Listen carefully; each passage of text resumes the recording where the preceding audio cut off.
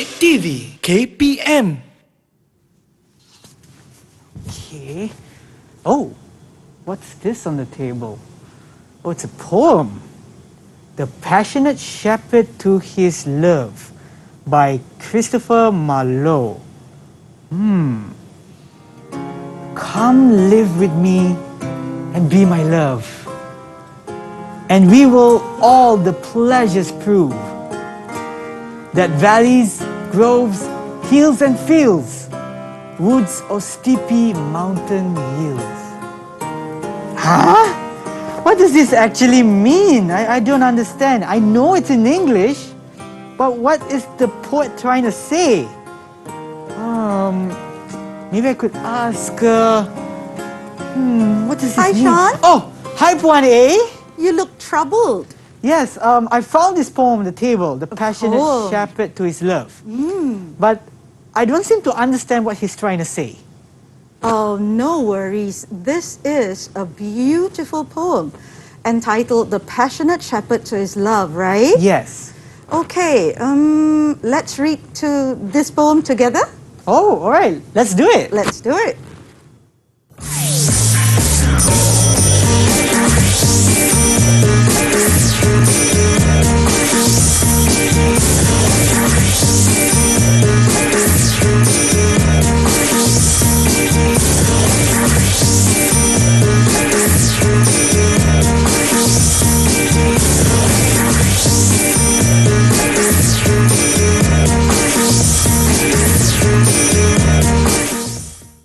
Hello everyone, you are now watching Upper Secondary, or also known as Menengah Atas, on Adik TV KPM, together with me, Sean Stephen, as your host. Now, before we begin, I'd like to remind you to always follow the SOPs in place in our battle against COVID-19 to flatten the curve. Obviously, you have to wear your face mask when you're not at home, use hand sanitizer, or wash your hands as frequently as possible using both water and soap. And when you're among other people, ensure that the distance between you and that person is at least 1 meter apart. And as you saw just earlier, we have a wonderful teacher that will be joining us today, and that is none other than Puan A. Hi, Puan A. Hi. How are you doing so far? Good, good. All right. And also, before we begin, maybe you could also sanitize your hands. All right. We have to make sure that we follow all the SOPs in place. Both of us are wearing our face masks. Our distance Yes, is we are. nothing less of 1 meter. And I believe today it's not just the both of us, right? Right. Yes, we also have my friends who are actually waiting online to join us today. Let's see who they are. Hi, everyone. Hello, hello. All right, all the bright and happy faces are going to join us in our lesson today. But first, let us find out who they are. Maybe you can introduce yourself. We're going to start off first with Angel. Hi, my name is Angel, but you can call me Angel. I'm from SMK Asunta. Thank you very much, Angel. Next, we have Sophia. Hello everyone, my name is Sophia and I'm from SMK Asunta. Thank you. Next, we have Lynette. Hello everybody, my name is Lynette and you can call me Lynn. Lynn, all right, thank you, Lynn. We also have Delphine. Hello, my name is Delphine Thompson, but you can call me Delphine. Thank you, Delphine. Next, we have Amanda. Hi, my name is Amanda DeWitt, but you can call me Amanda. I'm from SMK Asunta too. Thank you very much. And last but not least, we have Durga. Hello everyone, my name is Durga Devi Party and you can call me Durga. I'm from SMK Asunta. Thank you very much. And just in case for those of you who are watching at home, if you haven't heard the school yet, they are actually from SMK Asunta Petaling Jaya, that's going to join us for our lesson today. But before we continue, I actually like to ask Puan A, what exactly are we focusing on today? Okay, we want to look at that poem today, Yes. titled The Passionate Shepherd to His Love, written by Christopher Marlowe, a famous poet who lived in the time of William Shakespeare, the great bard himself. All right. And then we'll look at certain elements, specifically the use of imagery that makes the language of the poem especially beautiful. I see. All right, Puan A, I also believe that you're going to show us something on the slides as well. Correct. So, for all you ladies and gentlemen out there preparing for your lessons today, this is a quick reminder regarding poetry in general. When we refer to poetry, we are referring to section C of the literature paper, and that means the passionate shepherd to his love is only 1 out of the 10 that these pupils will analyze thoroughly with their teachers. And what I would like to say here is, I find a lot of pupils out there making remarks about how they feel poetry is intimidating, frightening, because they feel they have to memorize the entire text. But I'd like to quickly remind everybody out there that when you are preparing for this subject, never fear. The poems will always be provided for you. Anytime you have an assessment, the poems will be provided for you. All you have to worry about is to focus on thoroughly analyzing the text and then responding to the given tasks with a personalized discussion. All right? So, in particular for today's lesson, we are going to look at Christopher Marlowe's poem, specifically the setting, where is it set, the shepherd, the persona found in the poem, as well as we'll probably ask our pupils who are with us today what they feel, what they think about what we've read with them so far. All right. All right, so and before we continue, we're going to take a short break and be back to you for Upper Secondary on Didik TV KPM. Didik TV KPM. Didik TV KPM. And we are back for Upper Secondary on Didik TV KPM together, me, Sean, Stephen, and also Puan A, for our subject for today, which is English literature. We'll be focusing on this poem or poetry, The Passionate Shepherd to His Love by Christopher Marlowe. All right, so let's begin our lesson. All right. Over to you. Thank you. So, before we look at the poem, let's look at the man who wrote the text. We have here a little bit of information regarding Christopher Marlowe, and it says here he was born in 1564, the same year that William Shakespeare was born. I see, okay. It is interesting to note that Christopher Marlowe lived during the time of William Shakespeare, and in actual fact was considered a great influence on William Shakespeare's works. Also, if you remember reading through about the man, he, in his own right, received recognition through many of his works, celebrated in his own right. Unfortunately, Sean, sadly, in 1593, Christopher Marlowe died at the young age of 29. Oh, no. That's just a little bit about the poem. Now, moving on to the poem. Written in the 1590s, what we have here is the passionate shepherd. Yes. All right, who is addressing his lady love in an effort to persuade and woo her to join him and live with him in the countryside. Okay. In the poem, you will find that he declares his affection, declares his love for her in hopes that she will reciprocate positively. And we will read till the end, try to figure out whether she will eventually do so or not. All right, okay. All right, so this is, for all of you out there, the passionate shepherd to his love. It is, as you can see, if you're taking a look at the physical layout of the text, made up of 6 stanzas. All right. All right. It begins with that first line, "Come live with me and be my love."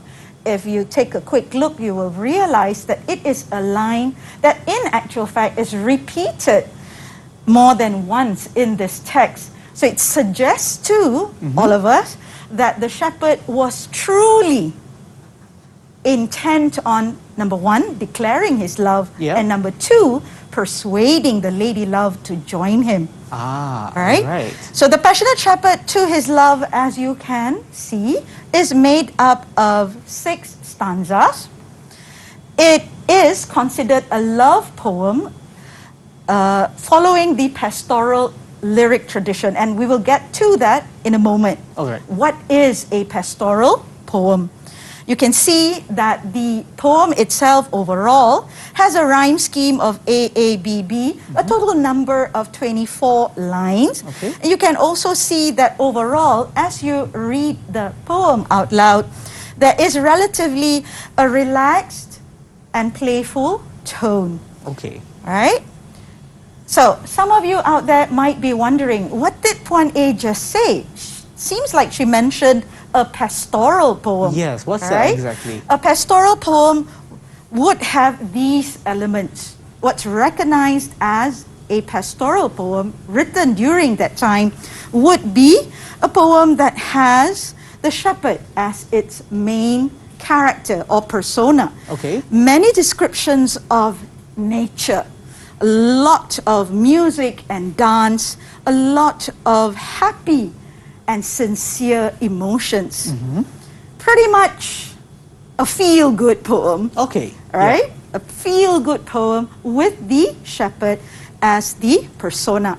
However, a lot of scholars will also point out that a pastoral poem, although it sounds ideal, although it sounds perfect, it is unrealistic in a sense. Okay. Let's see if you agree All right. when we read through the poem. Right.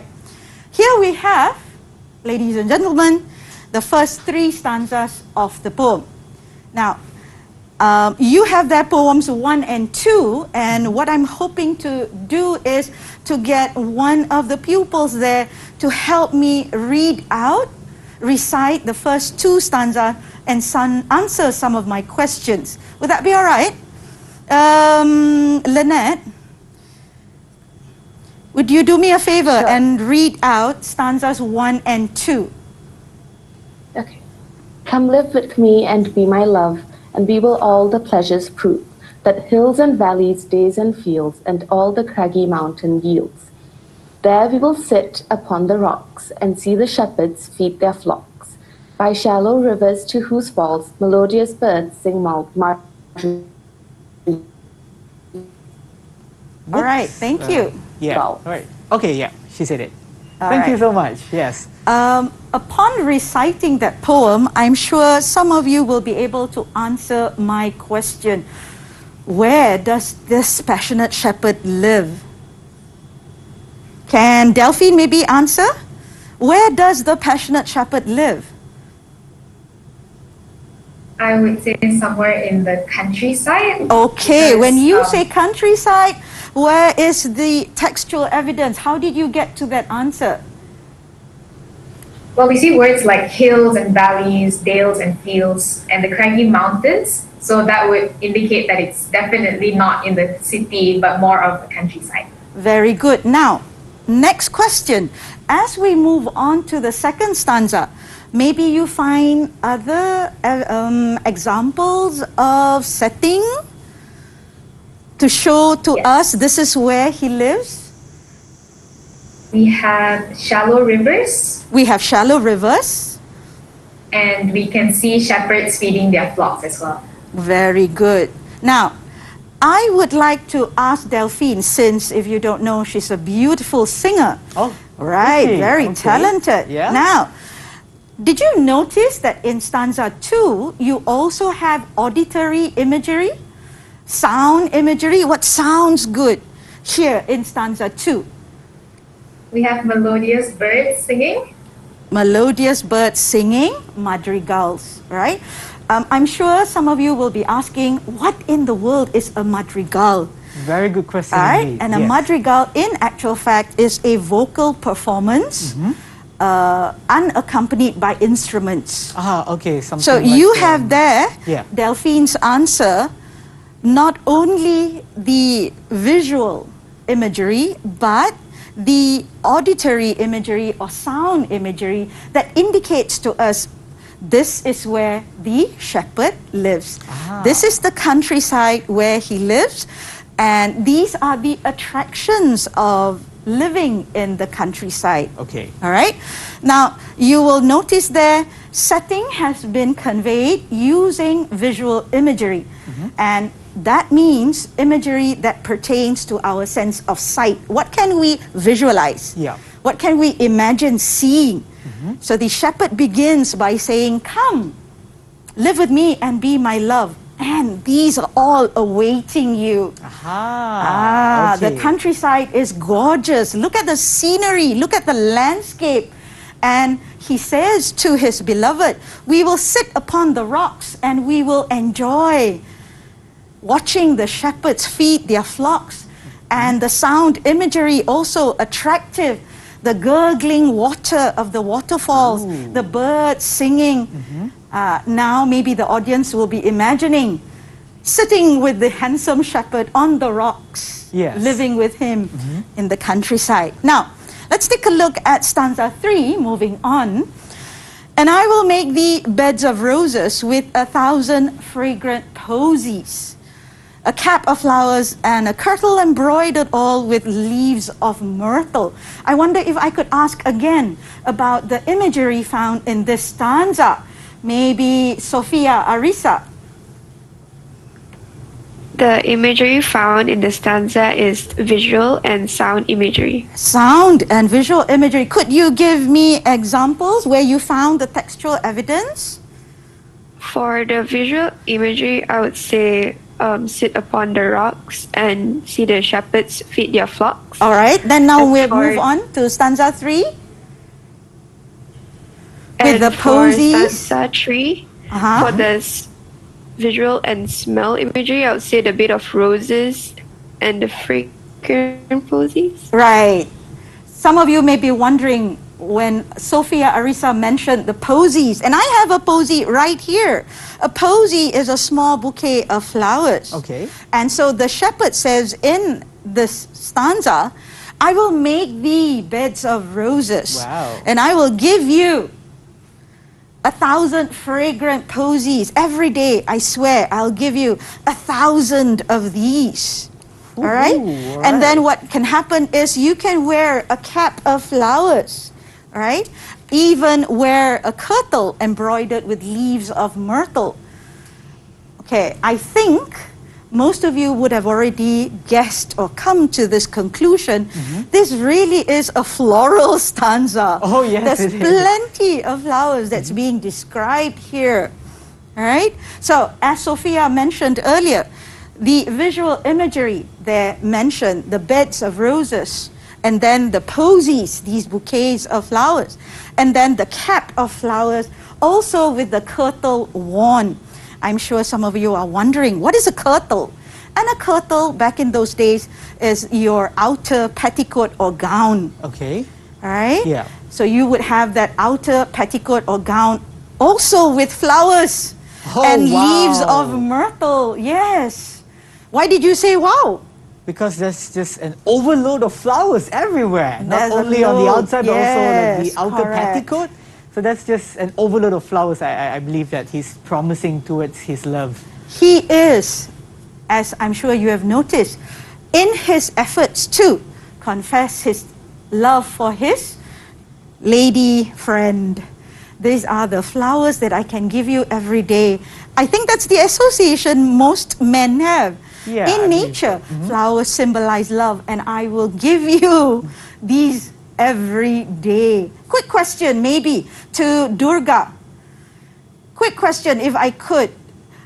Durga, if I promised you these flowers every day, 1,000 fragrant posies, what say you? Thank you. Thank you. Thank you, but It sounds like there's a Thank but at you, the end of but- the sentence. But I couldn't accept. Oh, she's not so keen. Okay, what about Amanda? Would Amanda say yes to 1,000 fragrant posies on a daily basis? This is what he's promising the lady love. I don't think so.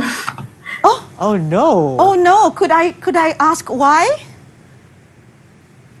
A cap of Well, there's, flowers and then 1,000 fragrant posies. Don't most women love flowers?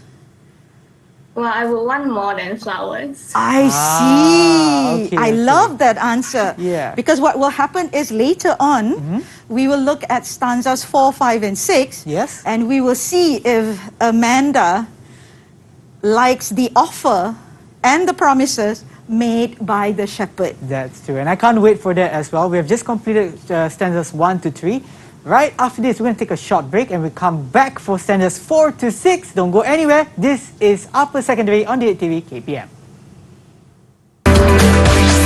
Didik TV KPM. Didik TV KPM. And we are back for Upper Secondary on Didik TV KPM for our subject for today, which is English literature. Our topic is poetry, The Passionate Shepherd to His Love by Christopher Marlowe. My name is not Sean the Shepherd, but Sean Stephen together with Puan A. Alright, so just before the break, we have actually completed not chapters, but stanzas 1 to 3 of the poem with a little bit something on on stanza 3. Right. Yeah. So just before the break, what we took a look at was the fact that stanza 3 was also filled with visual and smell imagery. The very floral stanza, which describes in vivid detail the sweet smelling flowers, to which one of my pupils actually declined.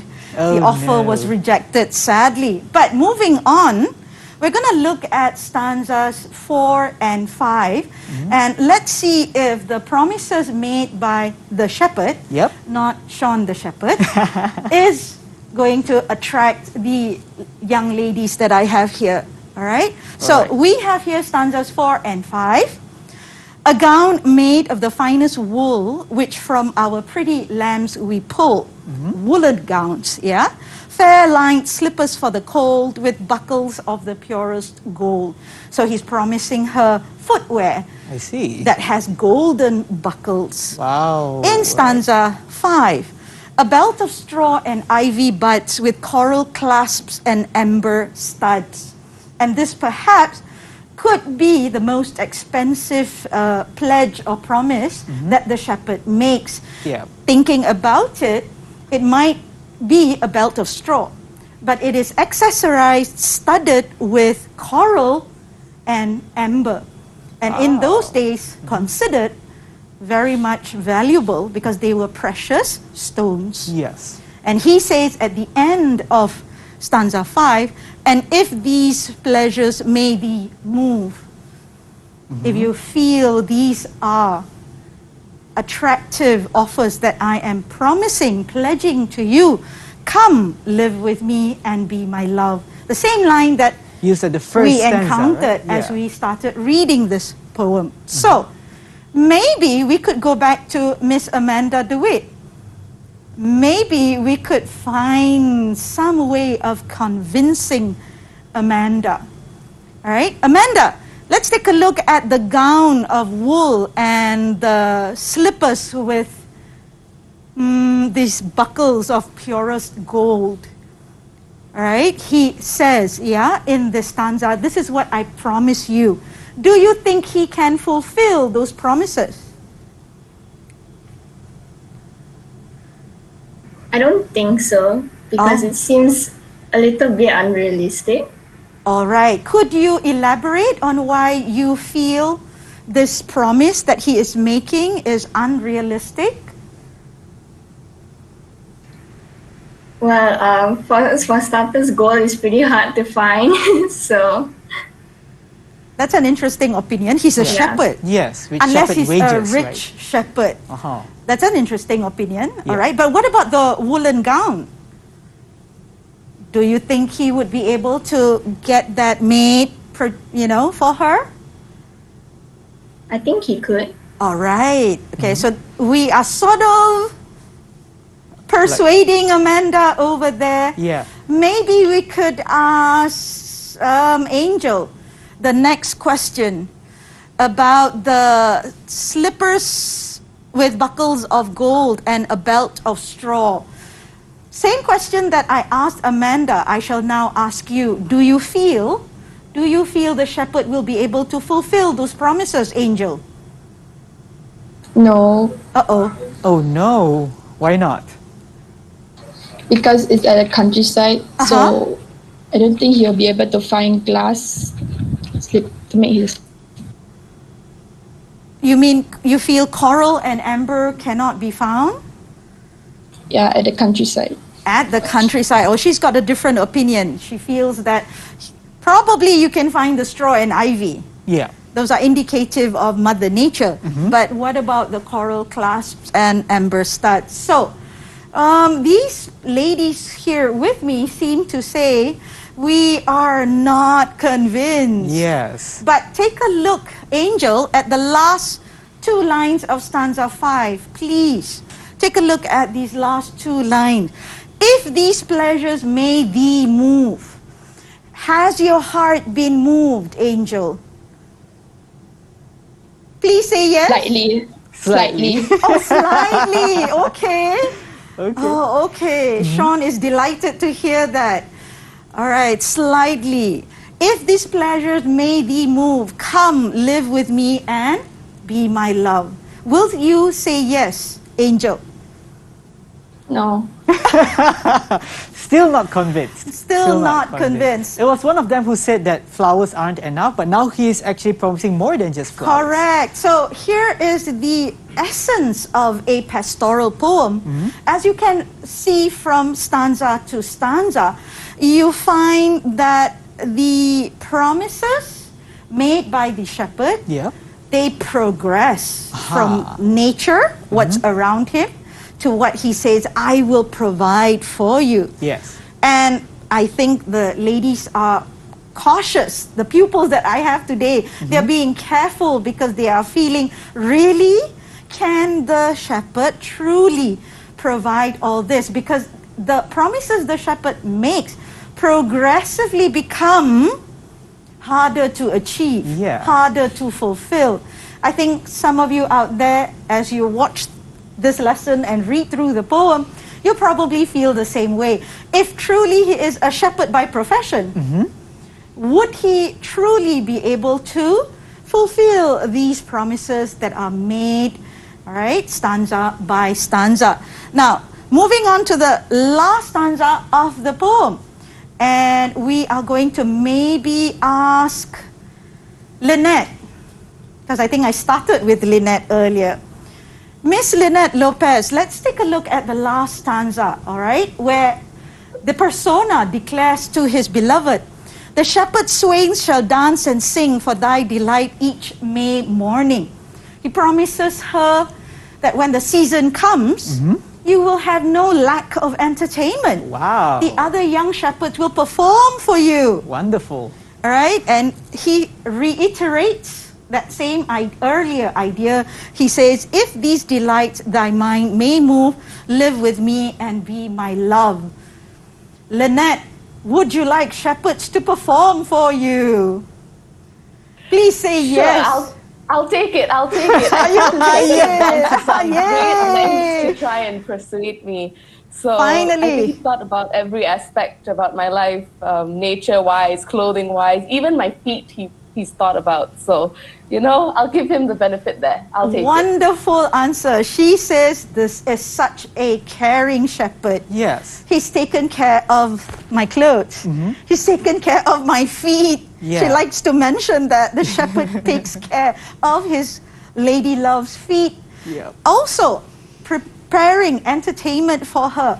Why won't you say no? All right? Yeah. So, we looked at stanzas 4, 5, and 6, and we saw textual evidence of the use of visual imagery in these 3 stanzas to show how the list of promises made by the shepherd grows from what is provided in the scenery or in Mother Nature, and that's an element of pastoral poem, the richness of Mother Nature. All right? So you've got there the gowns made of wool. You've got there the slippers with the buckles of gold. You've got there the coral clasp and amber studs. You even have the entertainment provided. Yes. What more could we ask for? So from stanzas 1 to stanza 6, you find that the shepherd has worked hard to convince, to persuade his lady love, I really would like for you to come and join me. So that brings us to some of the themes that are found in this text. You find that the persona in this poem, the shepherd who is declaring his honest and true emotions there, he promises a life of innocent pleasures, free of responsibilities, free of troubles, free of consequences. All right? He takes a focal role. He's the main focus in this poem because, as most pastoral poems are, the shepherd's life, fulfilling his duties on a daily basis, caring for his flock of sheep. Yes. That's what adds to the charm of living in the countryside. Yes. And then also, not to forget, if you're considering the elements of country versus city living, he's saying to her, it's serene, it's gorgeous and peaceful and calm, in contrast to the hustle and bustle of living in the city. Why won't you come and live with me? Yes. So when we look at the stanzas 1 to 6, you find that all these three themes have been wonderfully conveyed and highlighted. Correct. I only am rather sad that none of my pupils today seem very convinced to join the young shepherd. All right? Yeah. Shall we continue? Let's take a look at these discussion questions. All right. All right? And these are some discussion questions that we have regarding the poem. All right? The first question is, what might life in the countryside be like? Number 2, what is your opinion of the shepherd, the persona found in the poem? And question number 3, has the shepherd been convincing and persuasive enough? Very interesting questions indeed. But let's give our friends who are online some time to think about their answers. We're going to take a short break and be back to you for Upper Secondary on Didik TV KPM. Didik TV KPM. Didik TV KPM. You are now watching Upper Secondary on Didik TV KPM together with Puan A as well as myself, Sean the Shepherd, Sean Stephen. So let's continue with our lesson. Just before our break, Puan A was going to ask our friends who are online a list of questions. Shall we continue? All right, let's go. So just before the break, what we did was we gave the pupils I have here with me today 3 questions to think about, and I wonder if they've had time to consider what their answers will be like. Let's start with the first question. And the question is, what might life in the countryside be like? If you were to be living in the countryside, how do you think life would be like? Maybe Sophia Arisa? I think life in the countryside will be like, a bit relaxing and peaceful because it's far away from the busy city life. So it is relaxing. All right, so that's one idea. Could you give me maybe another idea about what life in the countryside would be like? Their daily routines would be a bit simple and not busy. Filled with joy. Correct. So it wouldn't just be relaxed. Your daily routines would also be simpler, less chaotic. True. Very true. Thank you for that answer. Thank you. That would be Sophia's answer about life in the countryside. But I wonder, does anybody have a different answer to that? Do you all feel life would be peaceful in the countryside? Durga, I wonder if you have a different answer. What would life be? I think it would be more slower comparing to the city life. You wouldn't notice the days going as fast. The pace is obviously slower. Slow. All right. Yeah. Would you enjoy having a lifestyle like that? Don't forget, this is one of the most appealing ideas in the poem. Living in the countryside will have a more relaxed pace. I am not used to a relaxed pace, so I don't think I would find that appealing. Sorry. This is what you get when you address a bunch of urban children. City and kids, so yes. used to living in the city, and they're so used to the hustle and bustle of city life. Yeah. But thank you, Durga, for that answer. That also indicates how any other young maiden of that time who was probably similar to these pupils I have, if they are used to living in a city, living in a town, and then considering the possibilities of living in the countryside, that's probably one of the concerns that they have. Okay, How would my daily routine be like living with the shepherd in the countryside? Good answers, ladies. Moving on to question number 2. Reading with me stanzas 1 to 6, what is your opinion of the passionate shepherd? Delphine. What do you think of him? He's just really, really in love with this girl. I think he's just very ambitious because he's promising her a lot, probably more than he can actually offer. Okay, that's one idea. You feel that based on what we've read so far, he seems ambitious.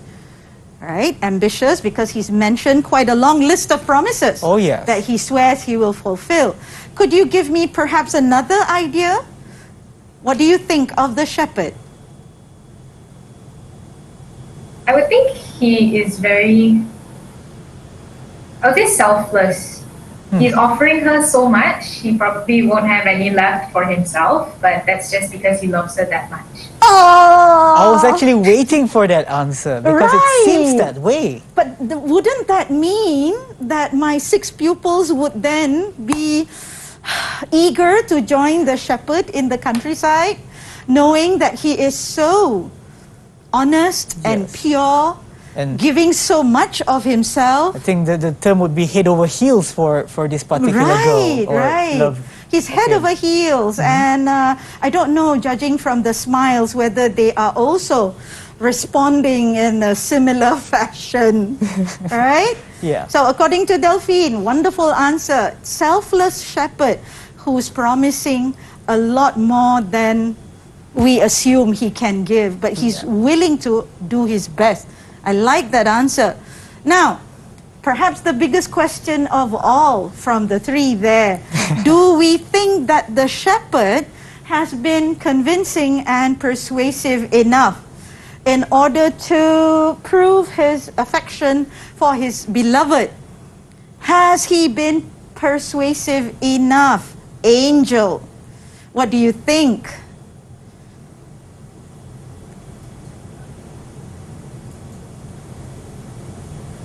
Hi, Angel. I think you have to unmute your mic. Oh. Okay. All right. I think he has given a list of promises that he can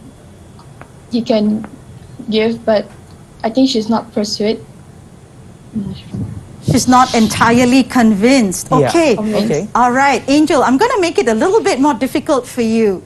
Let's just imagine that you are the lady love, and you are the one being pursued by the shepherd.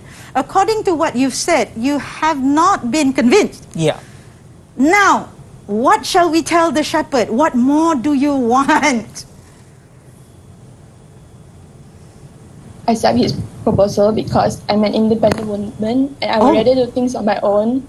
Then follow him to the countryside and flock sheep and juggle and feed the flocks. There we go. Independent woman in the house. Independent woman. Don't need no man. She doesn't want to consider this proposal. Oh no, but I like that word. Yeah. The fact that this entire pastoral poem has been a declaration of affection. Yeah. It just tells us he's proposing, in other words. Yes. And she just responded by saying, no. No. No, thank you. Thank you. Next. All right, so Angel says, no, the shepherd has not been persuasive or convincing enough. Maybe we could get, who shall we call Who to haven't we answer? heard from? I think Lynette is giving such a big smile over there. But I'm not sure whether we should choose or anyone else that we haven't given a chance to speak yet. But wait, Lynette is the one who said she was convinced earlier. Let's get someone else. Let's get someone else. Maybe Amanda? Yes, Amanda. Amanda, have you been thoroughly convinced? No, I haven't. Still not yet. Even though finding out that the shepherd may or may not be, maybe selfless, or proving selflessness, giving himself everything in to the world. the beloved. Yes, he'll do everything for you. He'll stand in front of a spitting bullet for you. Maybe nothing like that, but yes. Still no, Amanda? Well, he promises a lot, but most of it is very materialistic, which is something I don't value. If it's really love, then the shepherd himself should be enough. None of the other things matter. Wow, what a powerful answer. What a powerful answer. Wow. It's not what you can give where you are looking at material promises, right? Wonderful answer, Amanda. Thank you. So what we looked at was how life in the city is very different from life in the country, and what Christopher Marlowe's shepherd here is promising to his lady love is a life that has very joyful, simple daily routines. You have a shepherd who seems very earnest, very honest, very sincere with his affections, and you have there these pupils of mine who are not convinced by his promises. And a quick summary is there for everyone to read through. You have there the shepherd who's continuing stanza by stanza, making assurances of what he says is available, what he can make available to the lady love if should she decide to join him in the countryside. Unfortunately, we wonder if she will actually say yes. Yeah, because the setting is at that time, right? So our thinking may be different. Thank you so much again, Point A, for sharing the details and also description and also what this shepherd is trying to convey through his poem. And before we end, probably you could also give us a recap or a summary of today's lesson. All right, so what we were able to do today was we were able to look at how visual imagery was used to convey setting as found in the poem. We looked through descriptions of what the shepherd was like. Did we feel impressed by his promises? Yes. And also we were left thinking whether the lady love might eventually decide to join him or not. Yes, that's true. Right? And just in case if any of my friends who are online also watching this program right now, how are they able to further enhance their understanding, or are there any exercises that they can get from a certain place? Wonderful question. Everyone out there, do not fear. If you need further notes, reference materials regarding literature, feel free to go to Sumberku at the Lima portal, and over there, when you access that website, there's plenty of notes and materials to help you better understand this literature subject. That's right. And also you can actually see the link to that Sumberku platform or resource of where you can find these exercises. Thank you once again, Puan A, for the knowledge sharing that you have today, and also the lesson, as well as my friends who are online. We have Amanda, Angel, Delphine, Durga, Lynette, as well as Sophia. Thank you so much for joining us. And for those of you watching at home, hopefully this has been beneficial to you. And we'll see you in our next class. Take care and see you soon.